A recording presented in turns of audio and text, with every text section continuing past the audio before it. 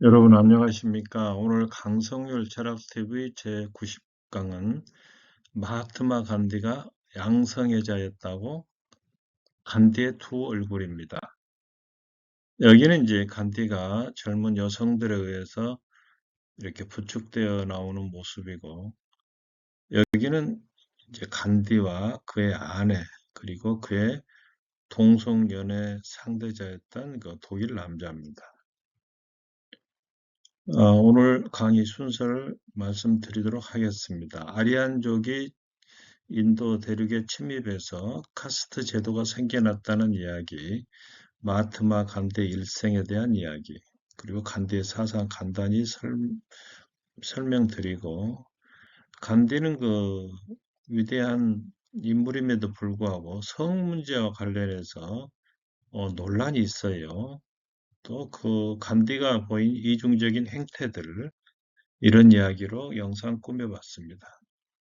아리안족이 침입해서 카스트 제도가 생겼다. 이런 얘기인데요. 이때가 이제 봉헌 신비주의 시대라고 그래서 기원전 약 10세기에서 7세기 이 무렵인데요. 인도 아리안족이 영역을 동쪽의 겐지스 캘커 델타로까지 이렇게 영역을 확장하고 다른 인종 주민들에 대하여 지배계층으로 군림을 했습니다. 여기가 이제 인도 아리안족, 상당히 예쁘고 아름답죠. 그때 이제 힌두교도 국가의 면모를 지닌 사회적인 모든 기구가 이때 형성이 됐고, 카스트 계급 제도가 생겼는데요. 이 계급 제도는 승려로 구성된 바라문의 지위를 특권층으로 올려놓았습니다. 원래 그 인도 아리안족은 아프가니스탄을 넘어서 인도 대륙에 정착한 아리아인들의 후손을 말하는데, 아리아음은 이제 이란이란 말이 여기서 나왔다고 그래요. 그래서 여기 지도 보시면 유럽의 코카서스 지방에서부터 페르시아, 오늘날 이란을 거쳐서 여기까지 내려온 이 과정을 볼 수가 있습니다. 그래서 인도 아리아족은 지금은 인도와 파키스탄, 네팔, 스리랑카, 방글라데시, 몰디브에 이렇게 주로 사는데, 아리아계인 민족은 피부가 밝고 코가 높고 키가 크다고 그래요. 서북쪽이죠. 반면에 이쪽 남동쪽은 드라비다계 그 민족으로서 좀 피부가 어둡고 코가 뭉툭하고 좀 키가 작은 그런 어떤 모양을 띠고 있다고 합니다. 카스트 제도를 만든 까닭이 뭘까요? 원래 원주민보다 수가 적은 아리아의 지배계급이 원주민과 혼합하면은 이게 결국에 멸망의 길을 걷지 않을까. 이걸 염려해서 아리안족과 수드라족을 엄격히 구별을 했습니다.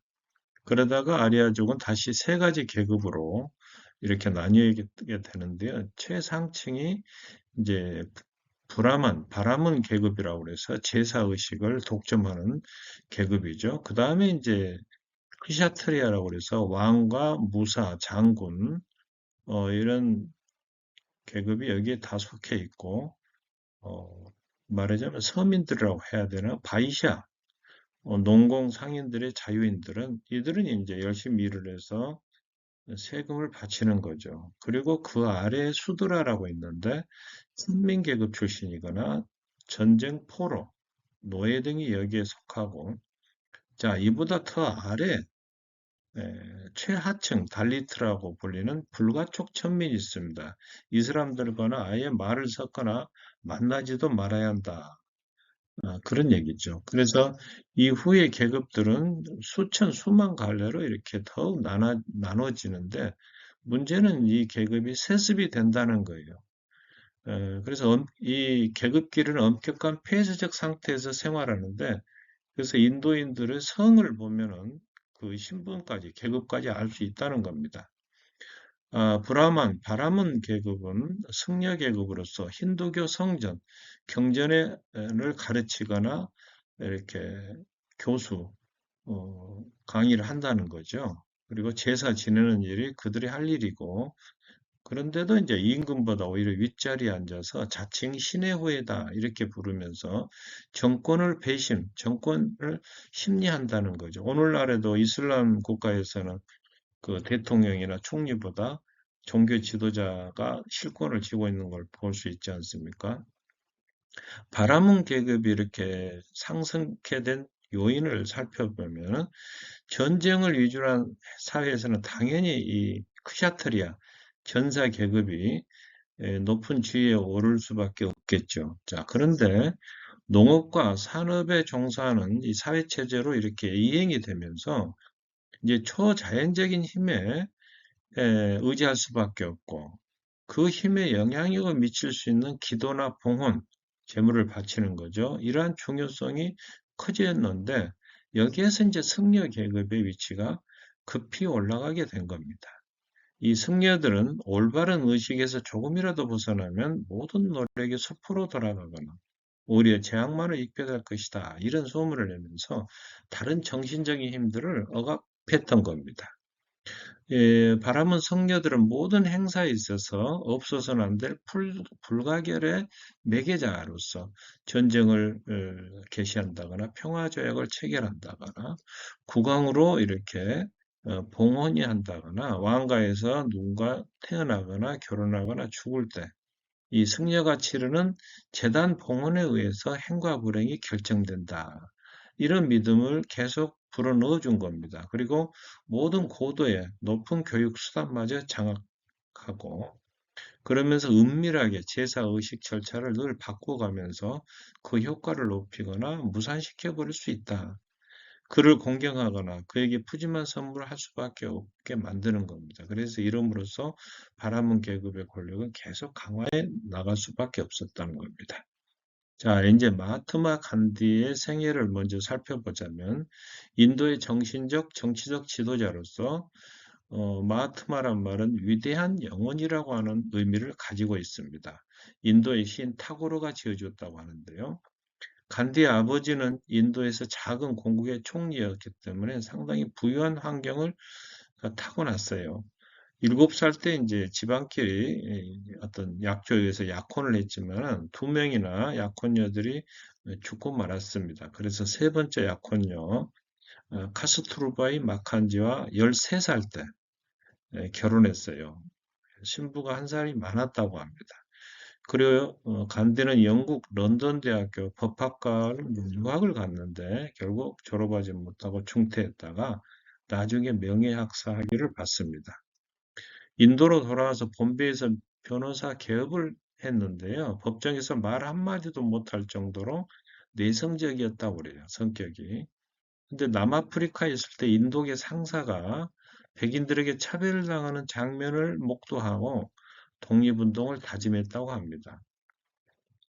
그래서 제1차 세계대전이 끝나고 이제 인도로 돌아와서 노동운동과 민족해방 독립운동을 수행을 했는데 영국이 애초에 전쟁이 끝나면 독립을 시켜주겠다. 그러면서 이제 인도인들에게 전쟁에 도와줄 것을 호소했는데 많이 도와줬어요. 인도인들이. 근데 영국이 이 약속을 지키지 않게 되자 이제 영국 상품을 불매하고 납세를 거부하는 비폭력적인 수단으로 저항할 것을 간디가 호소한 겁니다. 대중들 앞에 연설하는 간디죠. 그러다가 이제 체포돼서 병으로 다시 나왔다가 1925년에 국민의힘 의장이 됩니다. 1942년에 불복종 운동을 하다가 투옥됐지만은 그로부터 5년 후에 인도가 독립을 합니다. 우리나라보다 한 2년 정도 늦지요. 조금 전에 그 타고르라고 하는 시인이 나왔는데요. 우리나라 사람들이 좋아하는 시인입니다. 인도의 시인 겸 철학자인데 1913년에 아시아인 최초로 노벨 문학상을 받았는데요. 동방의 등불이라고 하는 우리 조선을 묘사한 이 시로 유명하지만 원래 이 시는 없었다고 합니다. 그렇다면 어떻게 해서 이게 전해지게 됐냐? 1929년이니까 일제 치하에 있었던 때인데 이 타고르가 네 번째 일본 방문을 마치고 한국을 방문해 주라고 하는데도 그걸 못하고 캐나다로 떠나면서 좀 미안했던지 작은 메모지에 이렇게 몇 자 적어서 써주었다는 겁니다. 이걸 갖다가 이제 시인 주요한이 이걸 번역하고 가필, 이제 좋게 말하면 가필이고 어떤 데서는 또 왜곡했다는 설도 있어요.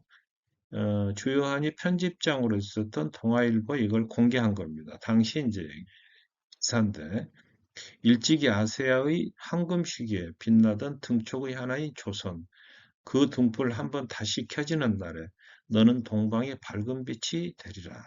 이 타고르의 모습인데요.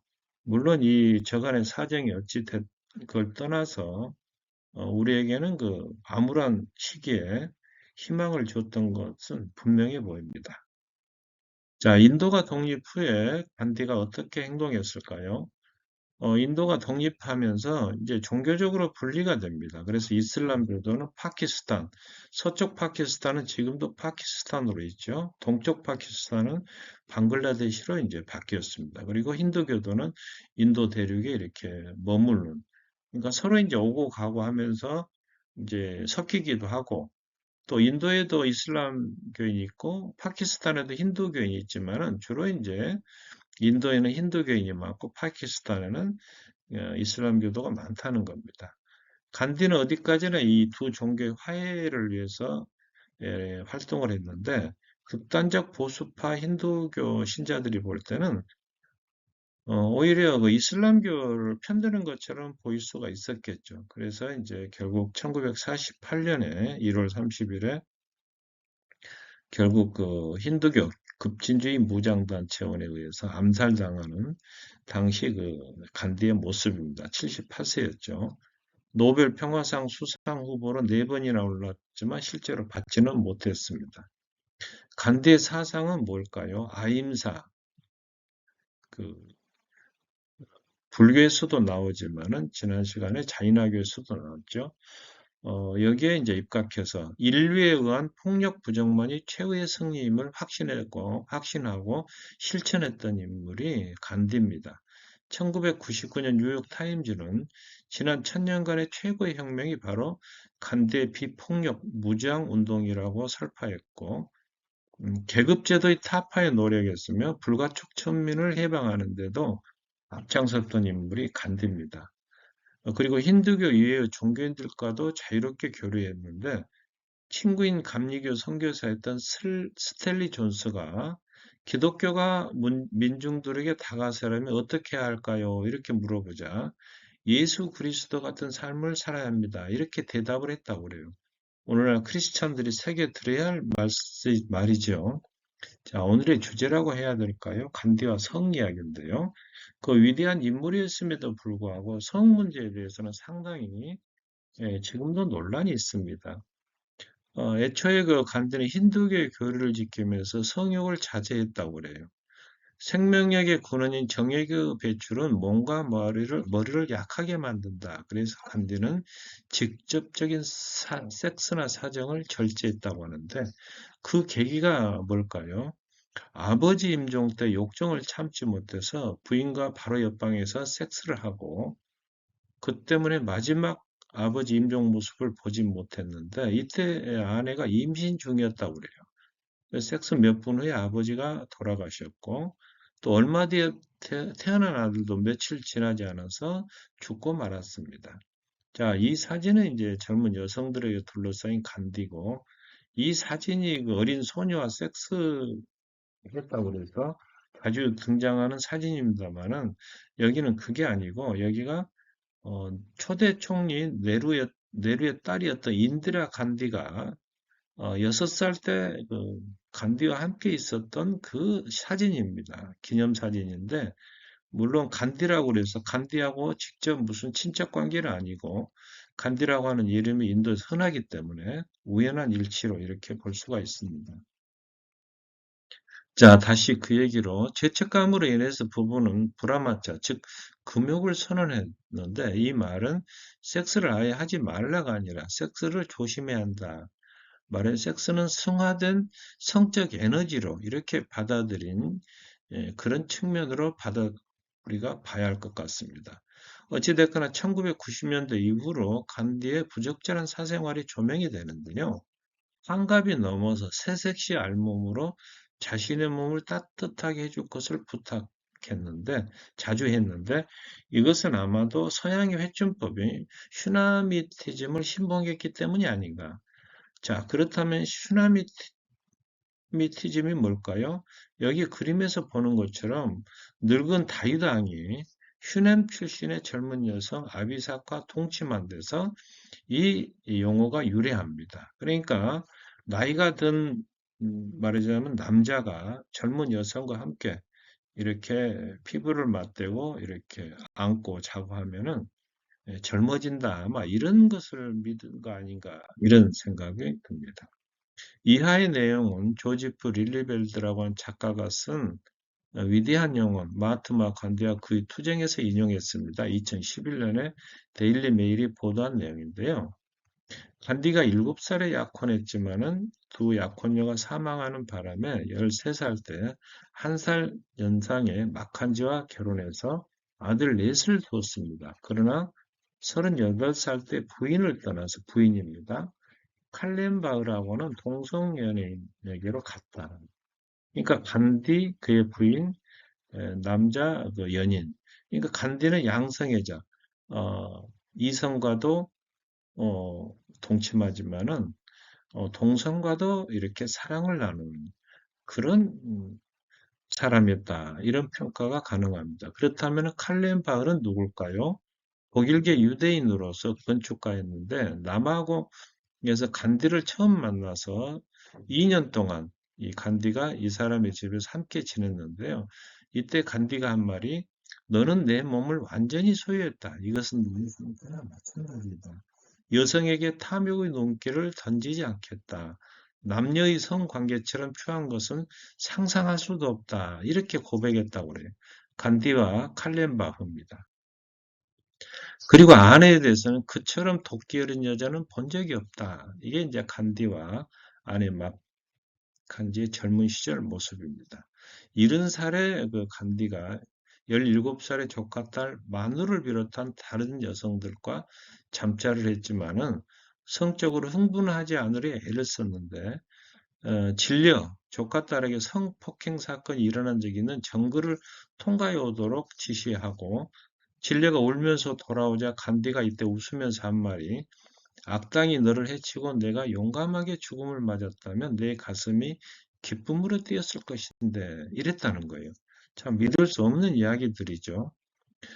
이와 관련해서 간디의 이중성이 간혹 조명이 되는데요. 사실 간디는 인도의 국부나 마찬가지입니다. 그래서 이 인도의 돈, 화폐에도 루피에도 이제 아니 간디의 초상화가 많지 않습니까? 또 간디의 생일인 10월 2일은 인도의 국경일로 지켜지고 또 국제적으로는 비폭력의 날로 되어 있습니다. 자, 그러나 간디는 파업권이 없는 노동조합 결성을 자본들에게 제의해서 오히려 노동운동을 침체시켰다는 비판을 받고 있으며 불가촉 천민에 대한 사회적 차별을 분노하면서도 이 카스트 제도를 떠받들고 있는 힌두교를 옹호하는데 일생을 보냈다. 2018년 간디의 흑인에 대한 인종차별적 면모의 항의에서 가나대학교에서는 간디의 동상이 철거되는데 그 모습입니다. 2019년 그 이듬해 연세대학교는 인도로부터 간디 동상을 받아서 인천 송도의 국제 캠퍼스에 이 동상을 세워두었습니다. 그리고 간디 아들은 자식을 소유물로 여긴 아버지로부터 탈출하기 위해서 이슬람교로 개종하고 말았다는 겁니다. 오늘 이 강의를 정리해 드리도록 하겠습니다. 인도에서 카스트 제도를 만든 까닭, 아리안족이 원주민과의 혼합으로 인해서 멸망의 길을 밟지 않기 위해서다. 바라문 계급은 제사의 의식 절차를 통해서 자신들의 위상을 높여나갔고 간디는 영국 상품을 불매하고 납세를 거부하는 등 비폭력으로 저항할 것을 호소함으로써 인도 독립에 크게 이바지했습니다. 그러나 간디는 성 문제에서 그렇게 자유롭지 못한 면이 있는데 예를 들면 직접적인 섹스나 사정은 절제했지만 아마 서양의 해춘법인 슈나미티즘을 신봉한 것으로 보이고 아내와의 결혼 생활을 했음에도 유지하면서도 동성연인인 칼렌바우와 동성연애를 즐겼다고 해야 되나요? 그래서 간디는 양성애자였다. 이런 평가가 있습니다. 또 간디의 이중성으로는 노동운동을 침체시켰다는 비판과 카스트 제도를 떠받치고 있는 힌두교를 옹호했다고 하는 점, 또 인종차별적인 면모도 보였다는 이런 비판이 좀 있습니다. 오늘도 영상이 좋으셨다면 구독과 좋아요 부탁드리며 끝까지 시청해 주셔서 감사합니다.